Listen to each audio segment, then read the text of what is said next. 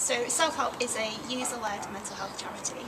We currently have around 130 staff and approximately 80 volunteers. Self-Help really works really hard to provide like first-class services around mental health, which are really innovative and are really empowering to people, sort of helping people to help themselves.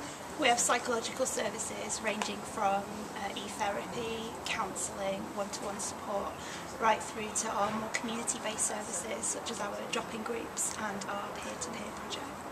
Well, I got into the job that I do because I'm actually a user of services and found that the help that I received from Self-Help just absolutely incredible. It changed my life. I started volunteering with the organisation, I started facilitating groups, and I used my lived experience to support other people.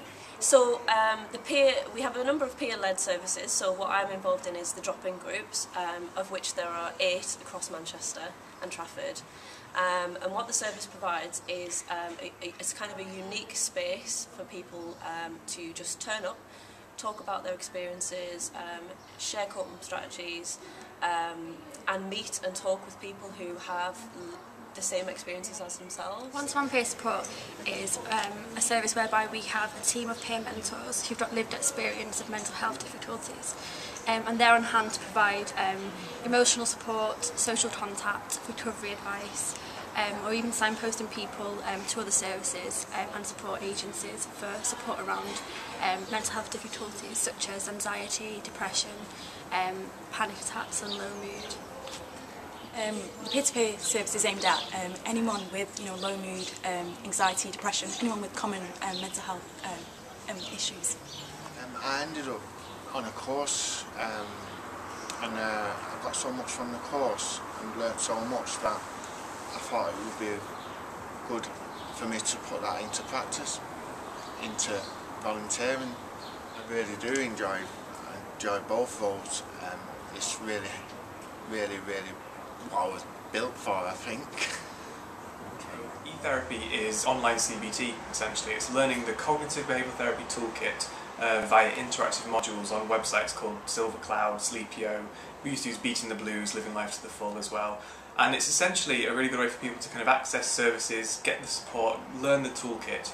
And in e-therapy they do it online. So some people prefer to do that all at home, so they might kind of do the modules at their own pace, on their own time, after work, or when the kids have gone to bed, and then we might phone them for half an hour a week to support them through it. That's kind of what our role is for. And then obviously they can come to venues as well in the local area, so community places like the Zion Centre, the Energise Centre in Salford, Altrincham Library, Didsbury Library, and they can kind of come along, do the sessions on laptops and computers we provide, and we kind of talk to them, and our volunteers would talk to them as well. And people can access the service via giving us a ring. We'll send them a self-referral form, which they can post back, email back, or they can obviously go to their GP. We get some referrals from social workers as well. So, but primarily it's GP and self-referral. So people trying to access mental health services face a number of barriers really, which are out there in society, and these can be economic, for one thing. People in more deprived areas find it hard to get the services that they need. It can be things like ethnicity and language barriers.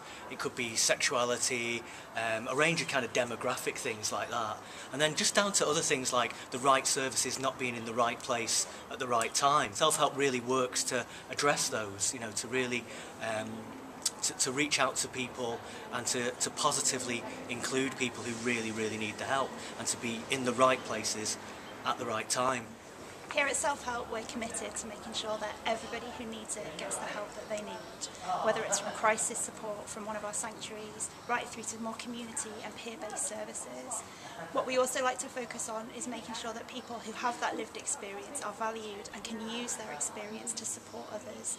This is exampled in things like our peer-to-peer service and our drop-in groups, and we hope then what we do is empower people to make positive changes and improve their mental health.